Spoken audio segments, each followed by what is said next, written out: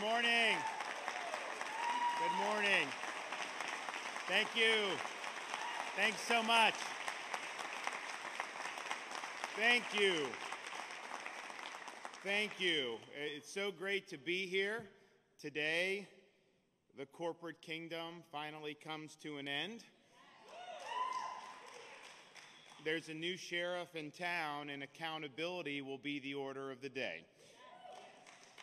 I want to thank John Shirley, president of the Reedy Creek Firefighters Association. They're going to need a new name soon, for being here with us. And I want to thank all the first responders who've been working in this district. One of the things that we think we can do now with removing self-governing status from Disney is actually do better recognition of your service. Mandy Schaefer's here, a mother, an Osceola County resident, and Nick Catarano, founder of GoofyVaccine.com and a Disney employee.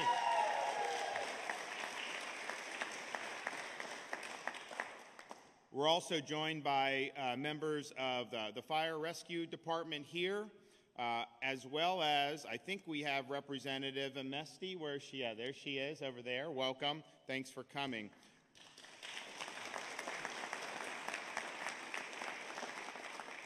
So as all of you know, we made the decision last year to go in a different direction with respect to how Disney is governed. And since the 1960s, they've enjoyed privileges unlike any company or individual in the state of Florida has ever enjoyed.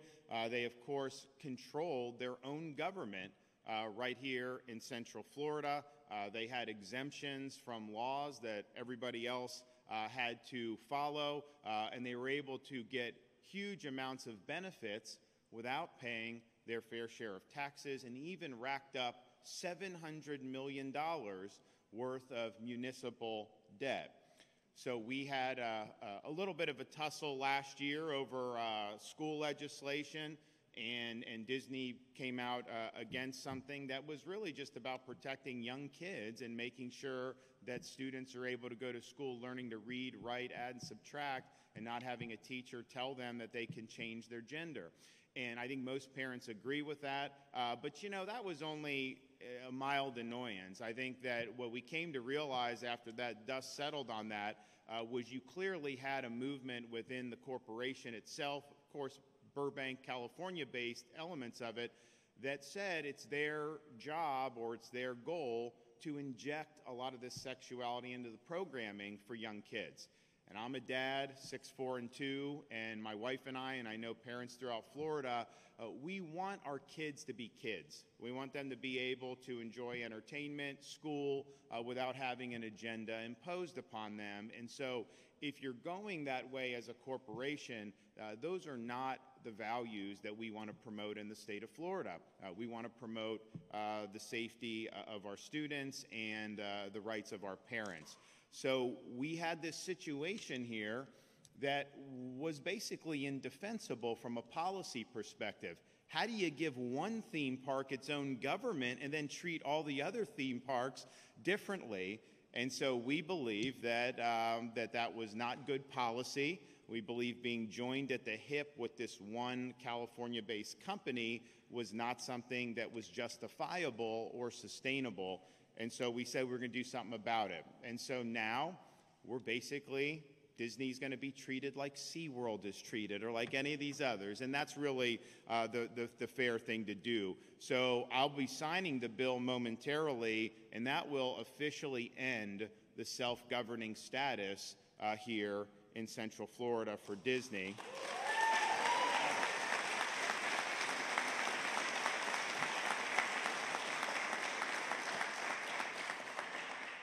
My signature will also end Disney's exemption from the Florida Building Code and Florida Fire Prevention Code. It will end Disney's exemption from state regulatory reviews and approval. It will end Disney's secrecy by finally ensuring transparency about what goes on in this area. It will ensure that Disney pays its fair share of taxes. It will prevent local governments dominated by leftist politicians from using this situation to raise local taxes. If you remember when we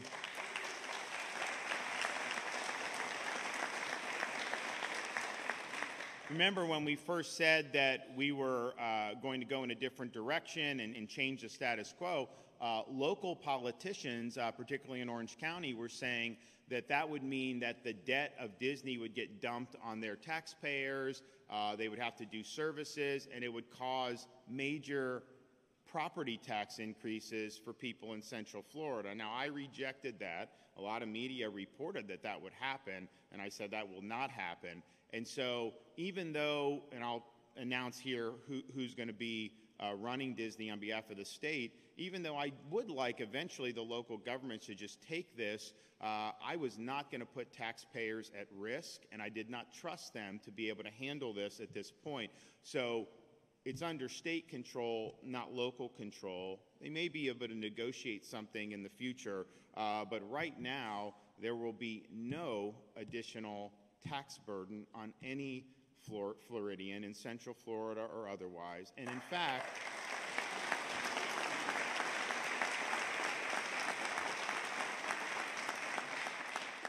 fact, for the whole decades that this has been in effect, you have infrastructure feeding into the theme parks that were paid for by all the citizens of Central Florida, and Disney really got a free ride on that.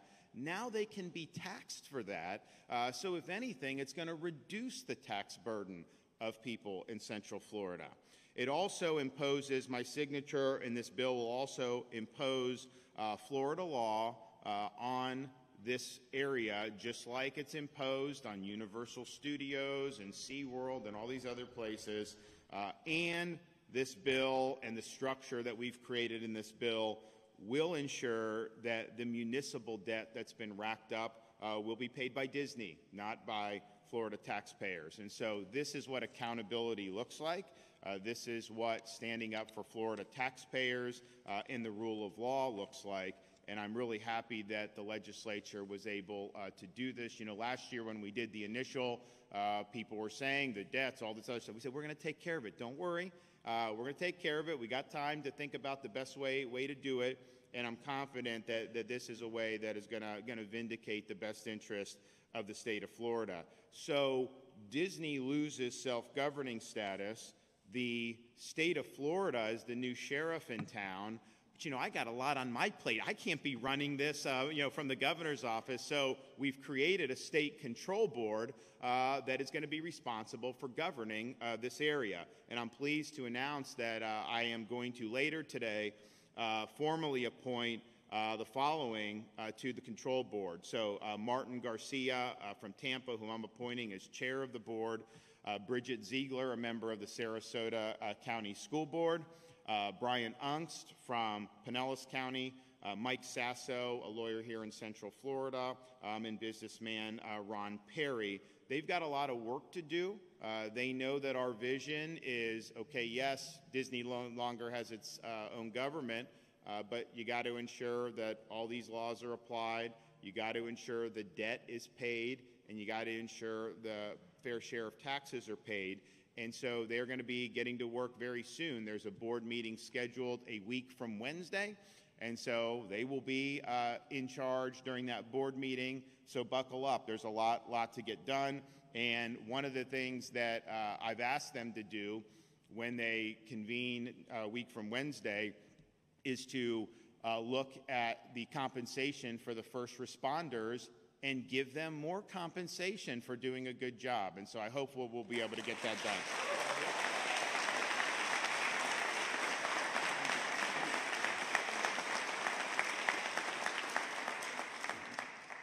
So we appreciate the legislature engaging in this. I think that if you looked at the priorities that I had with respect to this, with not letting them govern themselves, make them live under the same laws, them being solely responsible for the debts and for taxes, this does that. And I think it does it in a way not only with no harm to taxpayers throughout Central Florida or other parts of Florida, but possibly lowering the burden, because I think you're going to get more help on infrastructure now, given all the infrastructure that's benefited this area. So I'm going to sign it in a minute, but first we have some folks that we're going to hear from. So John from the Fire Rescue, you want to come up and...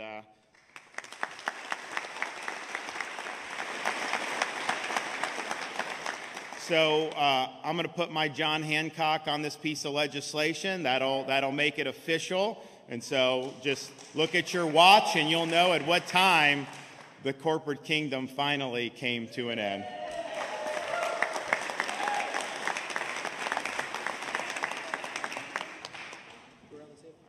Today is the 27th? 27th, yeah. I have a book coming on the 28th. Of course I should know what date it is. All right. Well.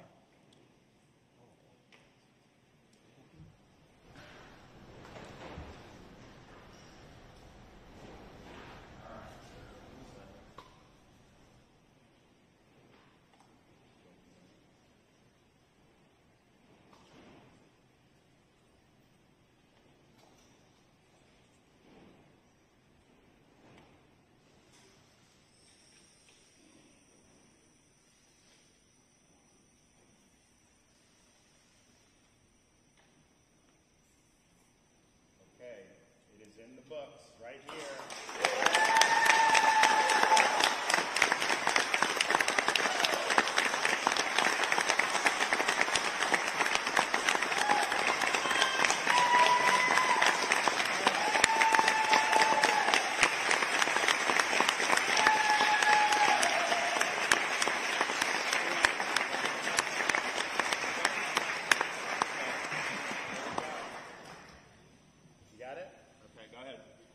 Governor Ron DeSantis, the crew here at Station 4 had a small token of our appreciation for what you've done for us. Okay. And we just wanted to take a quick moment to present this to you. What do we got? We have a... Oh, man.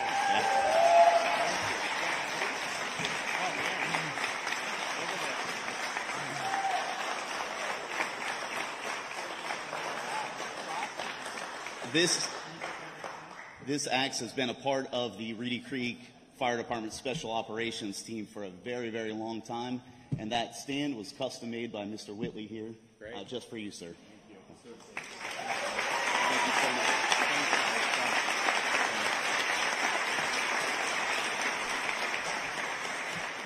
All right.